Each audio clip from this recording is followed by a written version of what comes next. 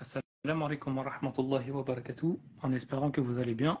Donc on va bientôt commencer, bismillah. Nous attendons juste notre invité. Je rappelle la thématique de ce soir, c'est Zainab, qu'Allah l'agrée, mariée par Allah. Salam alaikum wa rahmatullahi wa barakatuh. Wa alaykum salam wa rahmatullahi wa barakatuh. Est-ce qu'on m'entend correctement? Alors, oui, normalement oui, c'est bon. On va, on va pouvoir commencer, je pense. De mon côté, c'est bon. Commencer, Inch'Allah. Bismillahir Rahmanir Rahim. Alhamdulillahi Rabbil Alamin. Wa nusalli wa nusallimu ala nabiyyina Muhammadin wa ala alihi wa ashabihi ajma'in. Allahumma allimna ma yanfa'una wa anfa'na bima 'allamtana wa zidna ilman wa 'amala ya Rabbil Alamin. Bienvenue à tous qui avaient donc rejoint ce live avec nos partenaires Salat Hijab et donc Ibn Kun. Pour ceux qui sont sur Instagram, pour ceux qui nous suivent également sur Telegram, donc on va essayer à l'avenir, parce que certains d'entre vous n'ont pas Instagram, de partager également ce live sur Telegram, Inch'Allah Ta'ala. Donc on vous souhaite la bienvenue pour cette série qui continue, après avoir déjà abordé deux des épouses du prophète sallallahu alayhi wa sallam, à savoir Khadija et Aïcha radhiyallahu anhunna.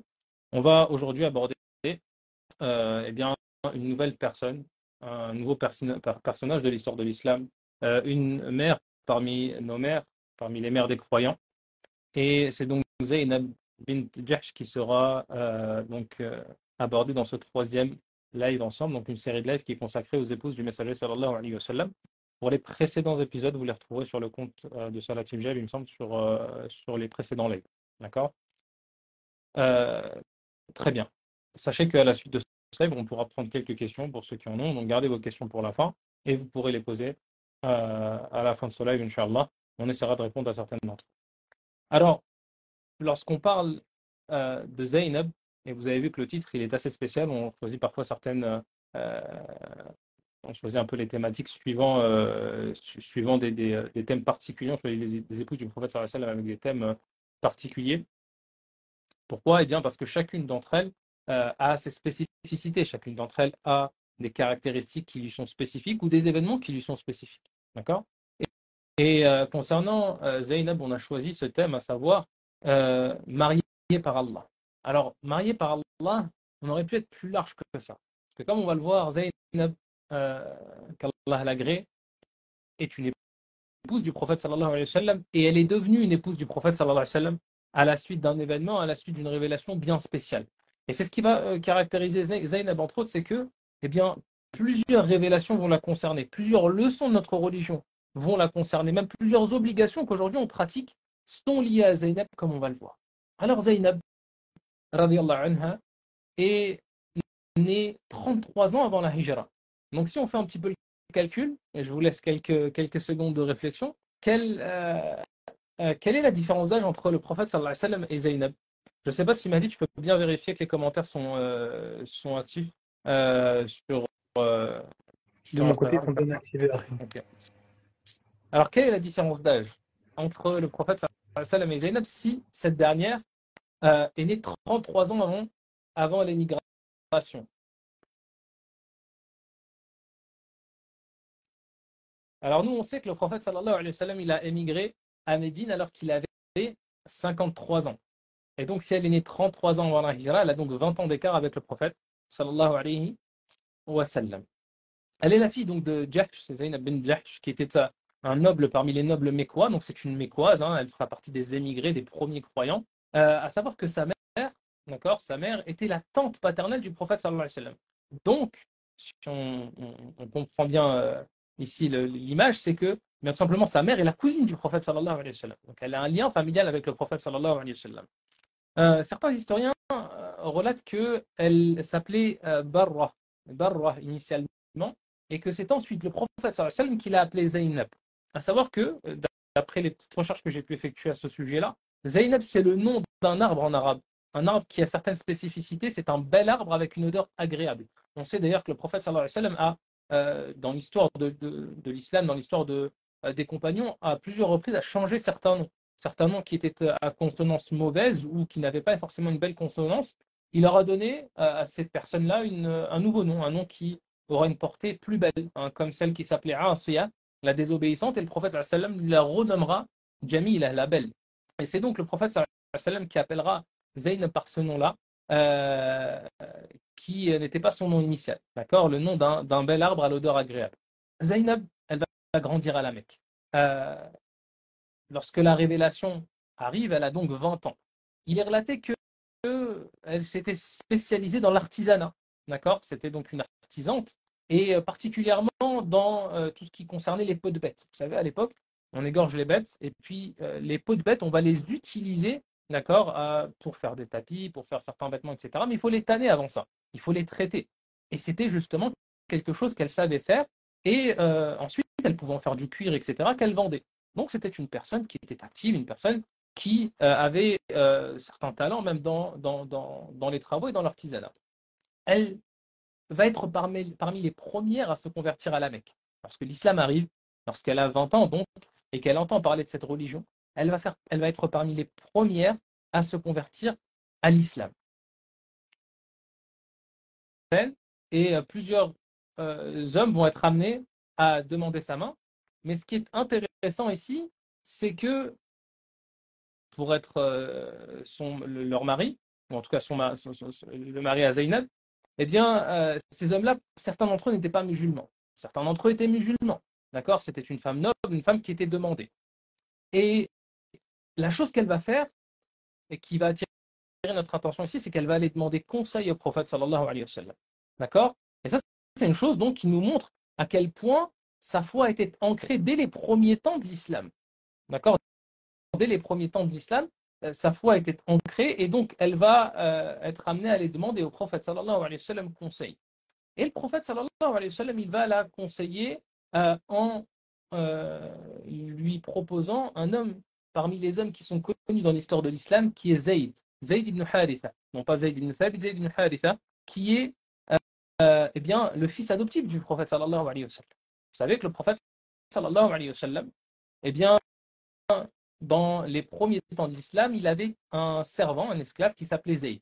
Alors, Zayd, il est issu d'une lignée, mais il a été capturé par des personnes qui ont ensuite commercé avec lui. À l'époque, il y avait cette forme de commerce qui était le commerce des servants et des esclaves. Et donc, on achetait et on vendait, c'était quelque chose de tout à fait naturel. Et lorsque le prophète va acheter Zayd, eh bien, il va le traiter de la meilleure des manières. Au point où un jour, le père de Zayd arrive à le retrouver. Et il veut le ramener dans sa tribu. Mais il va lui laisser le choix. Il va lui dire, est-ce que tu préfères rester avec cet homme qui t'a acheté, ou avec ton propre père, ta mère, ton pays, etc. Et Zayd, il va répondre, j'ai vu en cet homme quelque chose d'extraordinaire. Je tiens à lui. C'est pour cela que je ne me séparerai pas de lui. Et c'est très intéressant ici de parler de ça, parce que ça nous montre comment est-ce que l'islam nous encourage à traiter les servants de la meilleure des manières. Regardez une personne ici qui pouvait retrouver sa liberté, repartir avec son père, retrouver sa condition d'homme, va préférer rester servant auprès du prophète sallallahu alayhi wa sallam. Et ça nous montre donc comment est-ce que le prophète sallallahu alayhi wa sallam, et comment est-ce que les croyants traitaient les servants de cette époque-là. On n'est pas dans une forme d'esclavage qui ressemble à l'esclavage de l'époque de Pharaon. Alors à ce moment-là, le prophète sallallahu alayhi wa sallam est touché. D'ailleurs, il fera en sorte bien, d'adopter Zayd. Ça va être son fils adoptif, ce n'est plus son esclave. Il va même l'affranchir. Il ne sera plus esclave, il n'aura plus ce statut-là. Et il sera même appelé pendant plus de 20 ans Zayd ibn Muhammad, Zayd le fils de Muhammad. Imaginez-vous cet honneur qu'il a eu. Il n'est pas le fils de Muhammad, c'est un esclave qui a été acheté par le prophète sallallahu alayhi wa sallam et qui a ensuite été vendu, qui a ensuite été adopté, d'accord? Et pourtant, il sera appelé Zayd ibn Muhammad jusqu'à ce qu'Allah Azza wa Jal interdise cette chose-là. Le fait que, eh bien, nos enfants adoptifs, si une personne est amenée à adopter un enfant, il n'a pas le droit de lui donner son nom. D'accord? Il n'a pas le droit de l'intégrer à sa lignée. Allah nous dit وَمَا جَعَلَ أَدْعِيَاكُمْ أَبْنَاءَكُمْ. Et il n'a pas fait de vos enfants adoptifs vos propres enfants. Mais ça nous montre en tout cas que cette personne, qui sera l'un des premiers à se convertir à l'islam, qui a donc vécu un certain nombre d'années dans la maison du prophète sallallahu alayhi wa sallam, eh bien, il va le proposer à Zaynab. D'accord? Il va le proposer à Zaynab. Et chose intéressante également ici, à noter, c'est que Zaynab, elle était de quel rang? De quel rang est-ce qu'elle était, Zaynab? Est-ce que c'était une personne pauvre et d'un petit rang sans tribu, ou est-ce que c'était une personne d'un haut rang? On a dit au tout début que eh bien, son père était un notable de la Mecque. Elle était d'une lignée noble de la Mecque. Et ici, on va la marier à une personne qui était un esclave, qui ne l'est plus, euh, mais il y a un écart de rang entre les deux.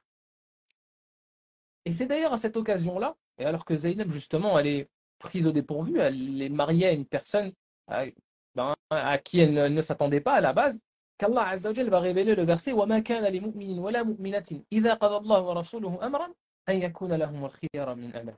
Il n'appartient pas à un croyant ou une croyante, une fois qu'Allah et son messager ont décidé une chose, d'avoir encore le choix dans leur façon d'agir. Et elle va donc se soumettre à l'ordre du prophète sallallahu alayhi wa sallam et à l'ordre d'Allah Azza wa Jal et se marier avec Zayd. Ce qui nous montre encore une fois ici sa foi. Elle est venue voir le prophète sallallahu alayhi wa sallam pour lui demander conseil pour le mariage. Ce dernier lui a conseillé une personne qu'elle n'appréciait pas forcément, avec qui elle ne voulait pas forcément se marier. Et elle se soumettra à l'ordre d'Allah en cela et à l'ordre du verset que l'on vient d'évoquer. Alors, elle va se marier euh, avec Zayd, et d'ailleurs c'est intéressant parce que le prophète sallam va lui-même dépenser pour Zayd, pour la dot de ce mariage, mais l'écart social qu'il y avait entre les deux posait problème. Et ici, ça nous montre une chose importante en islam qui s'appelle el-kafa'a. Dans le mariage, même certains savants ont été amenés à faire de l'kafa et de ce qu'on appelle l'équivalence, une condition de mariage, c'est-à-dire que les deux mariés doivent avoir des situations plus ou moins équivalentes, venir de familles, de lignées plus ou moins équivalentes en termes de rang. Qu'une d'entre elles ne soit pas extrêmement riche, d'un rang extrêmement noble, et l'autre extrêmement pauvre et d'un rang extrêmement bas. Pourquoi? Parce qu'il va ensuite y avoir des écarts de vision, des écarts d'habitude. Et le mariage est bâti sur la cohérence, est bâti sur le lien. Et ce lien-là va être plus facile à travers eh bien, une vision du monde, une éducation, des habitudes de vie qui sont équivalentes. Et c'est pour ça que eh bien, le mariage ne va pas forcément se passer de la meilleure des manières. D'accord? Et Zayd, connaissant cette chose-là et sachant que justement il y avait un écart conséquent, il va aller voir le prophète sallam, il va lui en parler. Il voulait divorcer de Zaynab, déjà depuis quelque temps. Et qu'est-ce que lui dira le prophète sallam? Bien, cette chose-là, c'est relaté dans le Coran. La plupart des versets qui sont liés aux affaires familiales dans Surat al-Ahzab, la Surat des coalisés, Surat numéro 33, ils sont en lien avec l'histoire de Zaynab. Et c'est relaté dans le Coran parce que lorsque Zayd va venir voir le prophète sallam pour lui dire qu'il souhaitait divorcer, qu'est-ce que lui dira le prophète sallam?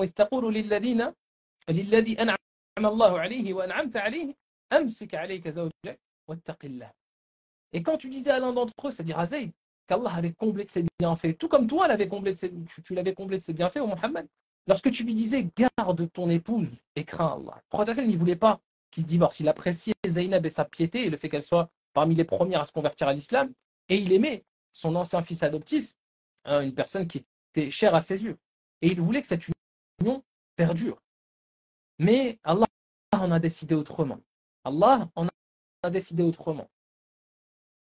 Et bien qu'il a essayé, Zayd, de rester dans cette union-là, il décida de divorcer, car la situation du couple était devenue difficile.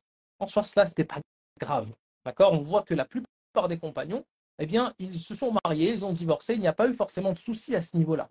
Ce n'était pas une honte à cette époque-là. D'ailleurs, le prophète, sallam, sur les 11 à 12 épouses qu'il a pu avoir, seule une d'entre elles n'a jamais été mariée, à savoir Aïcha. Donc, Zayd va être amené à divorcer. Et là, qui va se présenter pour Zaynab? Eh bien, c'est le meilleur des hommes, sallallahu alayhi wa sallam. C'est le prophète, sallallahu alayhi wa sallam. Et on savait déjà de base que le prophète, sallallahu alayhi wa sallam, eh bien, il appréciait Zaynab. Et surtout lorsqu'il entend son fils adoptif dire que justement, il n'a pas volonté de garder son épouse, eh bien là, il pense à cette dernière. Allah nous le relate, hein, d'ailleurs, dans la suite du verset qu'on a évoqué juste avant. Tandis que tu cachais en ton âme ce que Allah allait rendre public, à savoir ta volonté de te marier avec Zaynab. Et tu craignais les gens alors qu'Allah est plus digne de ta crainte. Regardez ici comment est-ce que Allah Azza wa Jal a repris le messager sallallahu alayhi wa sallam en cela et dans l'importance que pour la personne la crainte d'Allah doit prévaloir constamment sur la crainte des gens. Mais le prophète sallallahu alayhi wa sallam, il ne voulait pas s'intéresser à ce mariage-là, tout simplement parce que son fils adoptif était toujours marié. Ça ne faisait pas partie de la convenance. Mais lorsque Allah Azza wa Jal fit que eh bien, Zayd n'était plus marié avec Zaynab, alors il lui ordonna de se marier avec cette dernière. C'est d'où le titre justement de cela, il est marié par Allah, parce que c'est Allah qui va marier le prophète sallallahu alayhi wa sallam à Zaynab. فَلَمَّا قَضَى زَيْدٌ مِنْهَا وَطَرًا زَوَّجْنَاكَهَا. Puis quand Allah eut cessé toute relation avec elle, nous t'avons marié à elle, Allah nous dit. Et pourquoi est-ce qu'Allah a marié le prophète sallallahu alayhi wa sallam à cette femme, à Zaynab? Eh bien, il nous dit dans la suite du verset, لِكَيْ لَا يَكُونَ عَلَى الْمُؤْمِنِينَ حَرَجٌ فِي أَزْوَاجِ أَدْعِيَائِهِمْ. Pour que, eh bien, il n'y ait pas, pour les croyants, aucun empêchement envers les épouses de leurs fils adoptifs quand ceux-ci ont cessé toute relation avec elles. C'est-à-dire que si demain ton fils adoptif est marié à une femme et que ce dernier divorce de cette dernière, il est dans ton droit de te marier avec cette dernière. Et donc, Allah l'a marié tout en nous enseignant une règle liée aux affaires familiales. Et on voit donc que le mariage qu'il y a eu entre le prophète sallallahu alayhi wa sallam et entre Zaynab, eh bien, il a eu lieu par la volonté d'Allah, suite à la révélation d'ailleurs d'un verset. Alors à ce moment-là, certains rapportent que c'est Anas ibn Malik qui ira voir, enfin que c'est Zayd lui-même, hein, l'ancien époux de Zaynab, qui ira voir directement cette dernière. D'autres ont rapporté que c'est Aïcha, qui sont allés voir justement Zaynab, qui était à ce moment-là occupée, pour l'informer qu'elle allait être mariée au prophète sallallahu alayhi wa sallam. Et cette dernière, elle a eu un réflexe, c'est qu'elle n'a pas répondu directement, elle a demandé à faire salat istikhara, la prière de consultation. Preuve encore une fois de sa relation avec Allah. Preuve d'ailleurs aussi que, eh bien, les compagnons, ils avaient l'habitude de faire la prière de consultation dans leur vie et dans leurs affaires de tous les jours. Chose qui nous manque à notre époque. On réfléchit beaucoup sur nos projets, sur les désirs que l'on a, sur les grandes décisions. On peut en parler avec des amis, etc. Mais est-ce qu'on s'en remet à notre Seigneur? Est-ce qu'on le consulte? Est-ce qu'on l'invoque? Est-ce qu'on lui demande justement de nous guider vers la meilleure des voies? Comme ici Zaynab, à qui on a proposé le prophète sallallahu alayhi wa sallam, et malgré tout, elle fit la prière de consultation. Et c'est après cela qu'elle décida d'accepter cela. Elle va épouser le prophète sallallahu alayhi wa sallam. Et donc ce mariage-là, il va avoir lieu. On est donc en l'an 5 de l'Hégire ici. D'accord? Donc environ 6 ans avant la mort du prophète sallallahu alayhi wa sallam. Et Zaynab, elle avait donc entre 35 et 40 ans, hein, à ce moment-là. Continuons. À ce moment-là, le prophète sallallahu alayhi wa sallam va organiser le repas de mariage, al-walim, hein, qui est une adoration d'ailleurs en islam. Et il va organiser un grand repas de mariage. Il va égorger d'ailleurs un mouton pour ce repas-là. Et les gens venaient groupés les uns après les autres. Imaginez-vous, c'est le mariage du prophète sallallahu alayhi wa sallam. Les Médinois voulaient y participer, voulaient visiter le prophète sallallahu alayhi wa sallam, le féliciter, manger avec lui ce repas-là. Et on avait plusieurs groupes qui venaient les uns après les autres. Hein, le premier terminait son repas, il sortait, c'était le tour de l'autre, etc. Et à ce moment-là, justement, certains d'entre eux, eh bien, ils venaient à l'improviste, ils ne prévenaient pas. Ou bien ils s'attardaient chez le prophète sallallahu alayhi wa sallam en continuant de discuter. Alors que le prophète sallallahu alayhi wa sallam, il venait de se marier, il y avait d'autres personnes qui attendaient derrière, et puis il y avait un certain nombre de choses à gérer parmi les affaires des musulmans. Et c'est à ce moment-là qu'Allah révèle toujours dans Surat Al-Ahzab, toujours dans Surat les Coalisés, ces règles qui sont importantes vis-à-vis du comportement à avoir avec le prophète sallallahu alayhi wa sallam. Ya ayyuhalladhina amanu la tadkhulu buyutan nabi illa an yu'dhana lakum. Ô vous qui croyez, n'entrez pas dans les demeures du prophète à moins qu'invitation ne vous soit faite par un repas. Et également, فإذا طعمتم فانتشروا ولا مستأنسين لحديث. Mais également, lorsque vous avez mangé, dispersez-vous, sans chercher à vous rendre familier pour causer, pour parler entre vous. Et donc ici, Allah Azza wa Jal a enseigné aux compagnons le comportement à avoir avec le prophète sallallahu alayhi wa sallam, et même de manière générale dans l'invitation et dans la manière de se comporter avec son hôte. Il est d'ailleurs rapporté par d'autres historiens que les versets qui sont liés au hijab imposé aux femmes du prophète sallallahu alayhi wa sallam et à l'interdiction de prendre pour épouse ces femmes sallallahu alayhi wa sallam après sa mort, eh bien ils ont été révélés également dans ce contexte-là. Tout ceci pour dire quoi? Eh bien qu'Allah Azza wa Jal a choisi cette femme, à savoir Zaynab, son mariage avec le prophète sallallahu alayhi wa sallam, et tous ces événements pour nous apprendre tous ces enseignements-là. Ce qui nous montre le rang et le mérite de cette personne. Et d'ailleurs, Zaynab, ce n'était pas une femme comme les autres. On dit que c'était une épouse qui était très belle. D'ailleurs, il est rapporté que certaines des épouses du prophète étaient jalouses de Zaynab, ce qui est tout à fait normal. D'ailleurs, Aïcha elle-même, elle disait qu'elle était jalouse. Mais on verra d'ailleurs les propos d'Aïcha à la fin concernant Zaynab. Et en plus de ça, Zaynab, elle a accentué ces choses-là. Elle aimait rappeler aux autres épouses son rang et comment est-ce qu'Allah l'avait honoré. Et elle disait, moi c'est le prophète sallam ou plutôt c'est Allah qui m'a marié avec lui. Alors que vous, c'est le prophète sallam qui est venu à vous. Moi, c'est Allah au-dessus des sept cieux qui m'a marié avec le prophète sallallahu alayhi wa sallam. Pour montrer aux autres son rang. On rapporte qu'elle a accompagné le prophète sallallahu alayhi wa sallam dans plusieurs expéditions comme Taif, Tabouk, mais aussi pendant l'épreuve du fossé, pendant la guerre du fossé, la guerre des tranchées, Ghazwatul al-Ahzab wal Khandaq, et elle a participé justement aux efforts de guerre à ce moment-là, des efforts extrêmement compliqués. Elle était là avec Aïcha, avec Salama et d'autres. Et une chose qui caractérisait Zaynab, et ça c'est intéressant pour toutes les femmes justement qui veulent prendre exemple sur cette dernière, elle était extrêmement généreuse. Elle était très très très généreuse et elle distribuait aux nécessiteux tout ce qu'elle possédait. On nous rapporte des sadaqat de cette dernière, des aumônes, de sommes extrêmement conséquentes. Elle amassait des biens qu'elle pouvait récolter parmi ses ventes, etc. et elle les distribuait. Aïcha nous rapporte également qu'elle jeûnait beaucoup, qu'elle était extrêmement pieuse. Elle disait, et malgré que Aïcha était jalouse, et ça qui nous intéresse aussi ici, c'est qu'Aïcha et les épouses du prophète sallam avaient ce côté humain, ce côté qui ressort chez la femme lorsque son mari va avoir d'autres épouses ou autres. Mais dans le même temps, Aïcha avait cette justice en elle et cette noblesse de caractère. Lorsqu'on lui a posé la question concernant Zaynab, elle disait, je n'ai jamais vu une femme avec une pratique religieuse telle que celle de Zaynab. Plus pieuse, plus sincère dans ses paroles, meilleure envers ses proches, plus généreuse dans ses aumônes et dans sa dépense. Tout ça pour satisfaire Allah Azza wa Jalla. Alors Zaynab, elle sera extrêmement attristée de la mort du prophète sallallahu alayhi wa sallam. D'ailleurs, après sa mort, elle va majoritairement rester chez elle. Elle ne va plus refaire le hajj, comme ça a été le cas par exemple pour certaines des épouses du prophète sallallahu alayhi wa sallam. Et on ne rapporte pas qu'elle ait eu de grands rôles dans les premières années qui ont suivi la mort du prophète sallallahu alayhi wa sallam.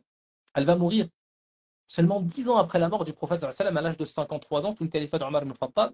Et c'est Omar ibn Khattab lui-même qui va prier sur elle et qui va demander à ce qu'elle soit enterrée dans le cimetière d'Al-Baqi', le cimetière des gens de Médine, où elle est enterrée actuellement toujours avec 6 autres des épouses du prophète sallallahu alayhi wa sallam. Et si ici je vous parle de sa mort, c'est qu'il y a une chose qui est intéressante.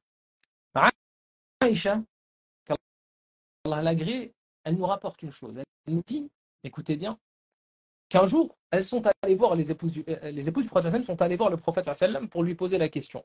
Laquelle d'entre nous va te rejoindre le plus vite? C'est-à-dire après ta mort, c'est laquelle d'entre nous qui va mourir en premier et qui va te rejoindre? Et là, le prophète sallam, il donne une réponse qui est intrigante, une réponse qui n'est pas claire en soi. Il dira, c'est celle qui a la main la plus longue. Alors, après la mort du prophète sallam, régulièrement, ses épouses, elles avaient pris l'habitude de poser leurs mains sur le mur pour mesurer leurs mains et voir laquelle d'entre elles avait les mains les plus longues. D'accord? Ou la main la plus longue. Et Zaynab, elle était petite de taille. Zaynab, elle était petite de taille. Alors, lorsqu'elle regardait, etc., parfois, elle pensait que c'était l'une ou l'autre. C'était serré, on va dire, entre elles. Mais lorsque Zaynab meurt, c'est la première à mourir. C'est la première à mourir. Et elle était petite de taille, elle n'avait pas forcément les mains les plus longues.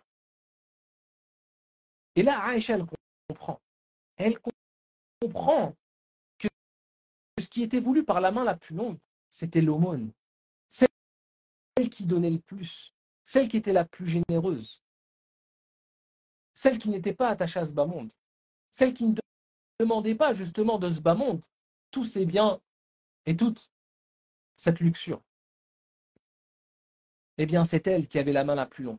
C'est elle qui était la plus généreuse. Et c'est elle qu'Allah Azza wa Jalla a choisi pour être celle qui rejoindra le premier, le prophète sallallahu alayhi wa sallam. Elle qui mourra donc à l'âge de 53 ans, radiyallahu anha, elle est donc enterrée au Baqi', toujours à Médine. Si vous êtes amené à venir à Médine, vous, dans les premiers, dès que vous rentrez dans le Baqi', dans le cimetière, sur la droite, vous avez un certain nombre de tombeaux qui sont un petit peu séparés. C'est là où sont enterrées les épouses du prophète, sallallahu alayhi wa sallam, qu'Allah l'agrée, lui fasse miséricorde et fasse d'elle un exemple pour toutes les femmes ainsi que les hommes de la communauté. On a essayé de rester assez concis pour garder certaines de vos questions si vous en avez.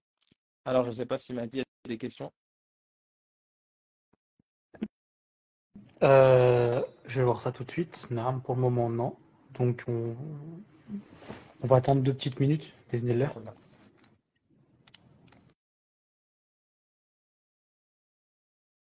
Alors, Bidnillah, on a prévu également d'avoir un autre live, Inch'Allah, la semaine prochaine.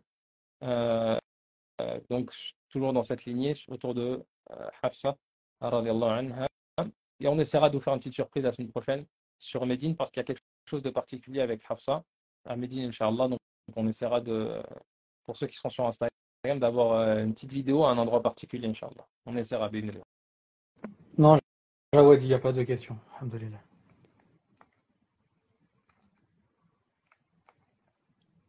Alors, pour cela, Inch'Allah, pour ceux qui viennent de nous rejoindre, ne vous inquiétez pas, il est enregistré. On essaiera également de le poster sur Telegram.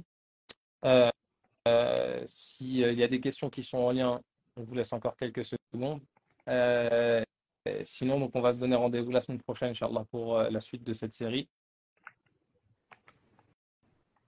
Alors, il y a des questions. Là, ça vient d'arriver. Samaïkoum, quels historiens étudient cela? Alors, pour étudier l'histoire de l'islam, ça va dépendre déjà, est-ce que vous êtes arabophone, est-ce que vous êtes francophone. Lorsque vous êtes francophone, vous avez forcément moins d'ouvrages, accès à moins forcément de références. Il y a différents ouvrages qui nous rapportent ces histoires-là, d'accord. Chez les arabophones, vous avez forcément les grands livres qui sont connus, comme Tarikh al-Tabari, Al-Bidaya wa al-Nihaya d'Ibn Kathir et d'autres. Vous avez des ouvrages donc, qui vont être spécifiques à certains sujets, des ouvrages qui sont beaucoup plus larges et qui traitent vraiment de l'histoire de l'islam de manière générale, dans lesquels vous allez retrouver certains détails. Par exemple, pour les biographies, d'accord, Siyar A'lam al-Nubala, qui est peut-être la référence la plus connue, qui a commencé à être traduit en français pour certains passages, mais qui est un grand ouvrage de l'imam al-Zahabi, et qui, lui, vraiment s'est attelé à répertorier les différents personnages de l'histoire de l'islam et à donner une biographie qui est tirée vraiment de sources sûres. Ça, pour les arabophones, c'est une référence. Pour les francophones, ce livre-là n'est pas encore disponible en français. Il me semble que chez les anglophones, en tout cas, il y est. Du coup, doit-on faire la prière de consultation pour n'importe quel projet? Il me semble que j'ai vu cette question-là. C'est la deuxième question. Dans le hadith de Ja'far ibn Abi Talib, justement, c'est ce qu'il a rapporté. Il disait justement, dans le hadith de Jabir ibn Abdullah, il disait justement que, eh bien, il faisait la prière de consultation pour leurs affaires de ce monde et de l'au-delà. C'est pour cette raison-là qu'il ne faut pas hésiter, même si c'est à l'achat d'une voiture ou autre. Ce n'est pas parce que c'est quelque chose qui est en lien avec ce bas monde qu'il faut avoir cette sécularisation de notre religion et de se dire non, c'est pas lié aux religieux. Loin de là. Il y a une autre question, je ne sais pas si tu l'as vu, concernant l'adoption.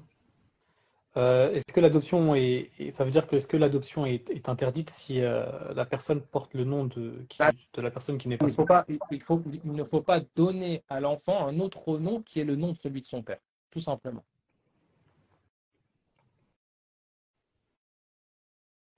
C'était la dernière question. Oui. Très bien. Donc, on vous remercie de votre participation à ce live. On se donne rendez-vous, Inch'Allah, le dimanche prochain, bi'idhnillah, pour la suite.